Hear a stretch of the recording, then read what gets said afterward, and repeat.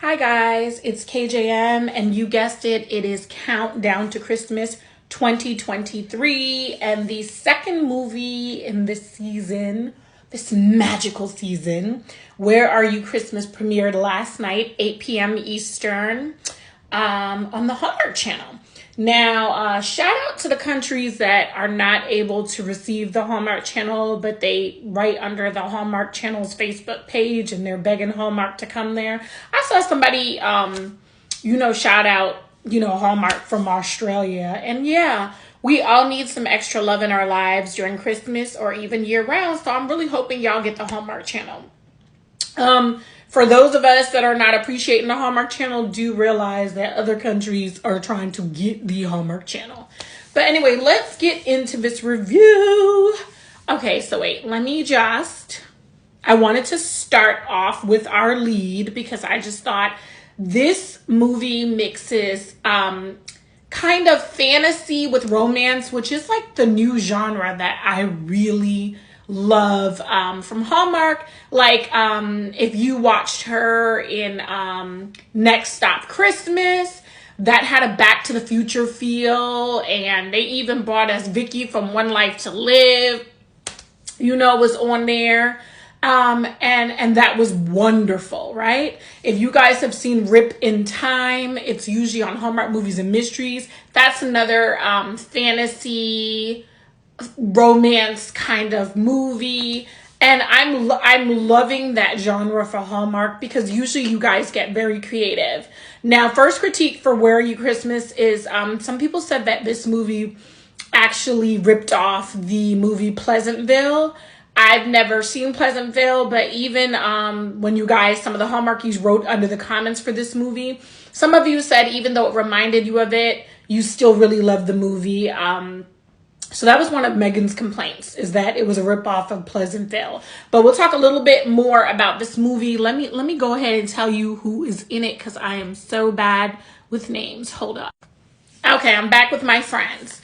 All right, so Where Are You Christmas premiered 8 p.m. Eastern last night on the Hallmark Channel, starring Lyndsy Forseca and Michael Rady. Okay, so Lyndsy from the 2021 Countdown to Christmas, Next Stop Christmas. Like I just said, it had a Back to the Future feel. That's the first time I remember seeing Lyndsy. If you guys have seen her in other Hallmark movies, let me know. But I really enjoyed Next Stop Christmas. So when I saw the previews for Where Are You Christmas and realized it's got a futuristic, like fantasy, type of thing, I was like, this is right up Lyndsy's alleyway. And then Michael, I just really got into him because I recently saw, I think this summer, Christmas at Pemberley Manor. And I really loved that movie. Yes, I know I'm late. So I haven't seen every single Hallmark Christmas movie. And as a matter of fact, Christmas is usually kind of a hard time of year for me, so that is one of the reasons why I may have seen more Hallmark movies year-round than Countdown to Christmas. But because I'm doing these reviews now and I'm trying to do them as consistently as possible, I watched all of Miracles of Christmas and Countdown to Christmas movies last year. Every last one of them to the end, whether I thought it was good or bad. And I did the reviews. I'm going to try my best this year to keep up. Like I told you, I've had a lot of life changes going on and I had to really pray on it. Do I do these reviews this year or do I not? And I just decided that I'm going to try to give y'all all I got. And I'm happy to say that I'm giving Where Are You Christmas an 8 out of 10. An 8 out of 10. I thought it was a very strong start. Not as good as We Wish You a Merry Christmas last year, because I think that premiered as a second movie for Countdown to Christmas, if I remember correctly. So, but still very strong. I'm giving this 8 out of 10. And this whole movie was about the Christmas spirit. All right, so let me just get into it. So Lyndsy plays Addie, and she's a marketing exec, and her job is to get people to invest in Christmas, to spend a lot of money around Christmas.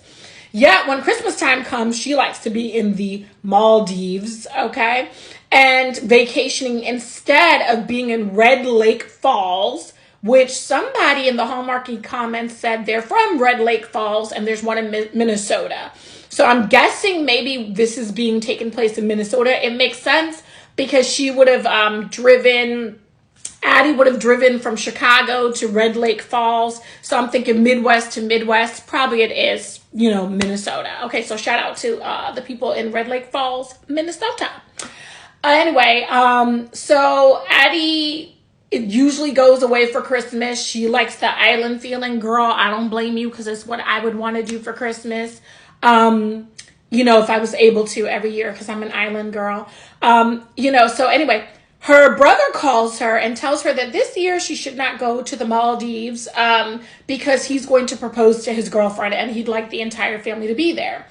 Addie says, okay, the day after Christmas, I'll go on my little island vacation, but I'll show up for my family and I'm going to mosey on down to I was about to say the city from yesterday's movie. I'm going to mosey on down to Red Lake Falls and spend time with my family. The minute Addie arrives, her car is acting up and we just don't know what's going on with it. And so she stops into this little garage and enters Hunter. So Michael plays Hunter. Hunter took over his Pop's garage when his Pop passed away. Hunter is a vet and he's been staying to himself. He hasn't really been socializing in Red Lakes Falls at all. And so Addie walks in and he's telling her, hey, I got a lot of cars to fix, but I'll try to get to yours. If you can come back tomorrow morning, I'll look at yours. But for now, I think you're safe driving. Anyway, Addie goes and she sees her family. And right away, we see that there's some tensions between her and her father. He's kind of upset that she doesn't typically come home often enough. He seems a little bit grumpy, happy to see her, but very grumpy at the same time that there's been a disconnect between him and her. Anywho, Addie goes into her old childhood room and she lays in her bed and she's like, Christmas is really stressful. I don't know why I even bother advertising it. Yeah, okay, because I need a paycheck. That's probably why Addie does it. And she literally says to herself, I wish there was no Christmas. So the next day she mosey on out and gets into that car so she can go to Hunter's garage. Only thing is, Addie gets into an accident. When she gets into an accident, everything turns black and white for us. Ooh, I love that. It really gave me the It's a Wonderful Life feeling at that moment. So everything turns black and I'm like, ooh, is our girl gone? Is she a goner? No, she's not. Okay, she's just entering another universe. But brace yourself. So Hunter finds her because he's out in the weather in his pickup truck. He's the only person in the town that has a pickup truck. And he finds her. Addie's a little bit out of it. She's like, the trees are pale. Hunter's pale. Girl, they weren't pale. They was black and white. But she kept saying they were pale. And so Hunter's thinking maybe they need to, go to the hospital or something. But Addie was like, no, she's okay. She heads back. She goes to her family's house. Everybody is in black and white. Every single body is in black and white. And she doesn't understand what happens. So, the next day, she goes to, Hunter's garage, and she's asking him if anything seems weird to him, and he's used to being in black and white. So he's like, ma'am, you are crazy. I don't even know what you're talking about. And so Addie keeps trying to remind everybody that Christmas is around the corner, and nobody knows what Christmas is. So she found this ring in her car, and it turns out the ring belonged to Hunter's Pop, who had passed away. She gives the ring to Hunter, and he has this memory of being in his military uniform and talking with his grandfather, and his grandfather showing him so much love and support right around Christmas. And boom, Hunter remembers Christmas. And all of a sudden, he's in color, baby. So now he's a complete freak show because he's the only person in town in color. He was trying to keep a low profile, and then here they go. Now he's in color. Things are a mess, and Addie brought this all to his doorstep.